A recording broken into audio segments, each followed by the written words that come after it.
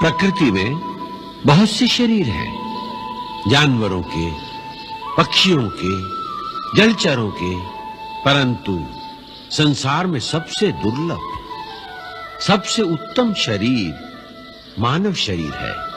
क्योंकि जो आध्यात्मिक शक्तियां मानव शरीर में हैं, वो किसी दूसरे शरीर में नहीं। शरीर में जाति, रंग अथवा रक्त भिन्नता नहीं देखी जाती। हर मनुष्य शरीर में आध्यात्मिक और मानसिक शक्ति का भंडार होता है। इसलिए हर मानव शरीर को मुक्ति का द्वार कहा जाता है। शरीर के मुख्य केंद्रों में निरंतर इस शक्ति का स्पंदन होता रहता है। जब तक उस शक्ति को जगाकर अपने वश में न किया जाए, तब तक शक्ति का कोई लाभ नहीं। वो शक्ति मनुष्य के लिए वैसी ही है जैसे किसी कंजूस के घर में भंडार भरे हो और वो भूखा बैठा रहे। मानव शरीर में इस शक्ति के 7 केंद्र होते हैं, जो योगाभ्यास द्वारा जगाए जा सकते हैं। मैं तुम्हें अपने शरीर के ये 7 चक्र दिखाता हूं। ये देखिए, सबसे पहला है मूलाधार चक्र। यह शक्ति का मूल निवास स्थान है। यहाँ जिस रूप में ये निवास करती है, उसे कुंडलिनी भी कहते हैं।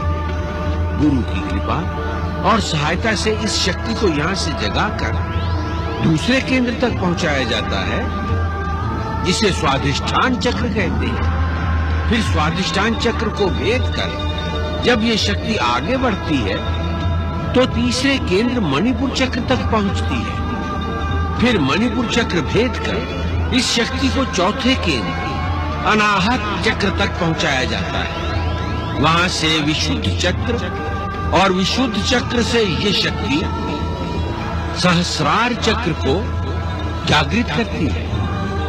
श्वेत वर्ण और भृकुटी के मध्य में 2 पंखुड़ियों के बीच स्थित होता है उसका बीज मंत्र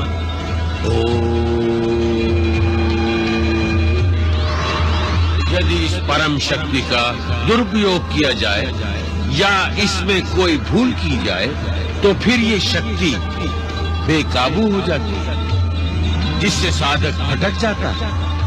और सावधान, भटका हुआ साधक भयंकर होता है। वो इस शक्ति से दूसरों का भी नाश कर सकता है और अंत में यही शक्ति उसका भी नाश कर देती है। इसलिए ये आवश्यक है कि गुरु की आज्ञा और सहायता के बिना यह अभ्यास न किया जाए। जब यह शक्ति जागृत होती है, तो सब केंद्रों में ऊर्जा और तेज का एक ऐसा वेग होता है जैसे गंगा का प्रवाह हो। उसका तेज कई सूर्यों की तरह प्रकाशमान होता है। कुंडलिनी जब आगे बढ़ती है, तो साधक को चेतना की अलग अलग परतों का अनुभव होता है।